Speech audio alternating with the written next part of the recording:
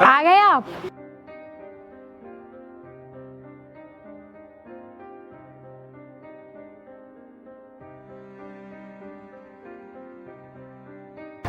जानकी, आज हम लोगों की शादी का जो है 40 साल गुजर गए, लेकिन ये आरती वाली परंपरा में तुम्हारे कोई परिवर्तन नहीं हुआ, आज भी बरकरार है ये। और ये कहीं कहीं देखने को मिलता है। कैसी बातें कर रहे हैं जी आप? आप तो मेरा पति परमेश्वर है, कोई अपना देवता को कैसे भूल सकता है? ऐसी बातें ना कीजिए। जानकी, तुमसे बातों में कोई जीत ही नहीं सकता है। चले चलते चलो हैं। अंदर चलो, चलते हैं अंदर।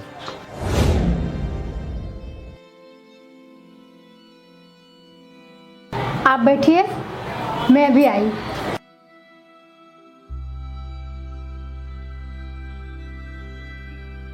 मंदिर से लौटने के बाद जब हम पूजा करके आते हैं तो तुम्हारा जो है आरती का उतारना और घर में जब आते हैं तो पैर को धोना, ये तुम आज तक नहीं भूली हो। तुम तो एक देवी हो, देवी, और ऐसी पत्नी भगवान सबको दे। ये सब बोल करके ना अब मुझे शर्मिंदा मत किया कीजिए, ये हमारा कर्तव्य है। जो मैं कर रही हूँ ना, मुझे करने दीजिए।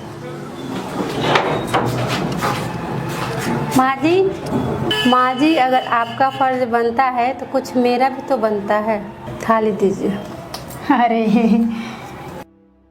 अरे बेटा, ये तुम क्या कर रहे हो? क्यों पिताजी, मैं आपकी बेटी नहीं हूँ क्या? मेरा कोई फर्ज नहीं बनता है? राधा, मैं भी तो उनका पुत्र हूँ, आखिर मेरा भी कुछ कर्तव्य बनता है। सारा कर्तव्य आप लोगों का थोड़ी है। हाँ जी, सही कहा आपने, आपका भी फर्ज बनता है। हाँ राधा, बिल्कुल ठीक कहा तुमने। हम लोग ऐसा करते हैं ना, तुम माता जी के पैर धो दो और मैं पिताजी के पैर धो देता हूँ। क्यों पिताजी? हाँ ठीक है। माँ जी, आप एक काम कीजिए, पिताजी के पास आके बैठ जाइए। नहीं बेटा, मेरा जगह तो इनके चरणों में है। माँ जी, आपका एक स्थान यहाँ भी है।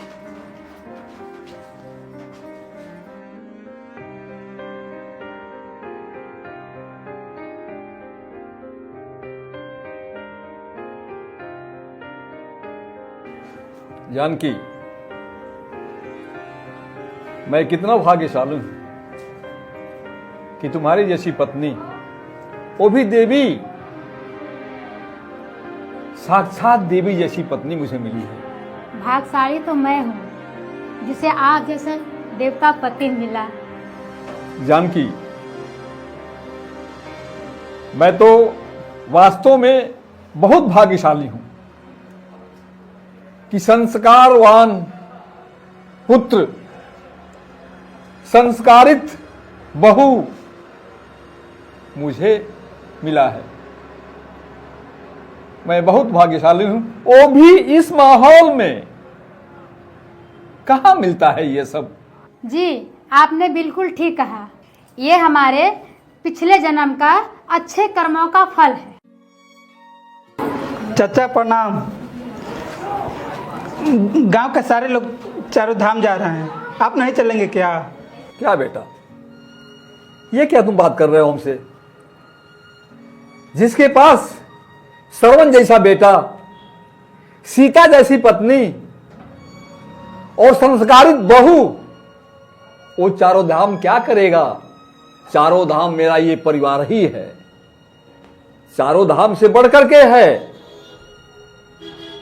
मैं चारों धाम नहीं जाऊंगा।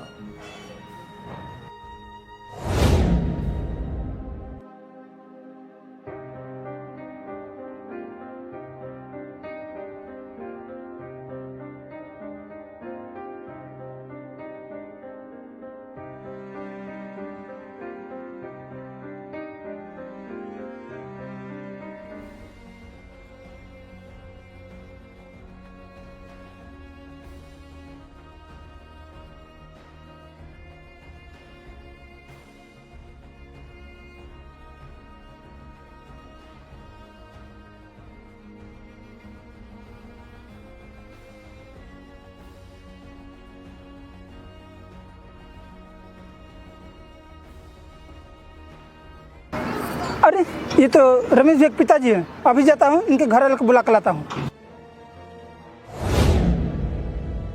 राजेश भैया क्या हो गया भाई, क्यों चिल्ला रहे हो? जल्दी चलिए, आपके पिताजी मंदिर के पास गिरकर बेहोश हो गए। चलिए। बेटा चलो। पिताजी क्या हुआ आपको? पिताजी क्या हो गया इनको? हे भगवान, क्या हो गया इनको? यही दिन देखना था मुझे। हाँ, क्यों नहीं खोल रहे? पिताजी भाई, इनको हॉस्पिटल लेके चलते हैं। हे भगवान। पिताजी यहाँ से उठाओ भाई।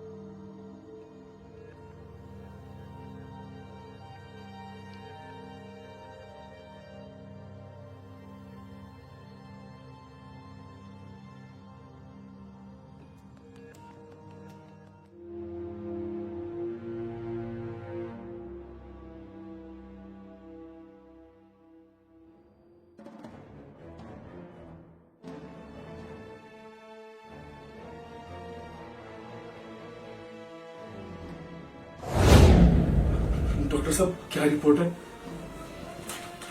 मोहन बाबू के साथ आप ही हैं? जी, मोहन बाबू।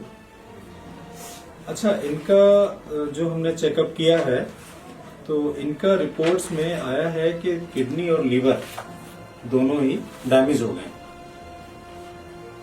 और ये जितनी जल्दी हो सके उसको बदलना पड़ेगा।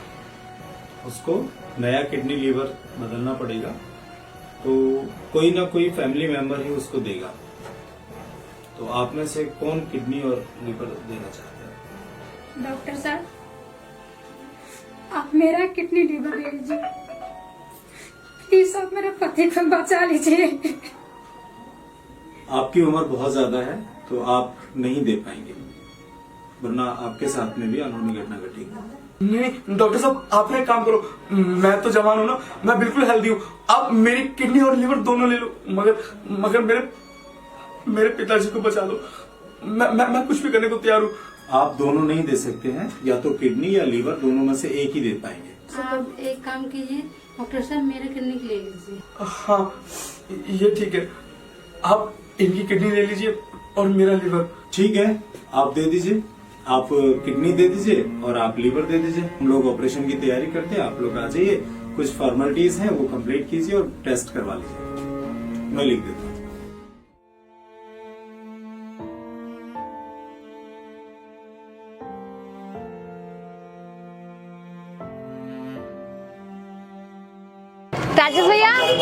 राजेश भैया, सभी गांव वाले 4 यात्रा पे जा रहे हैं, आप नहीं चलोगे? हम लोग 4 धाम जाकर क्या करेंगे? हमारे लिए माई बाबूजी ही हमारे लिए 4 धाम के बराबर है।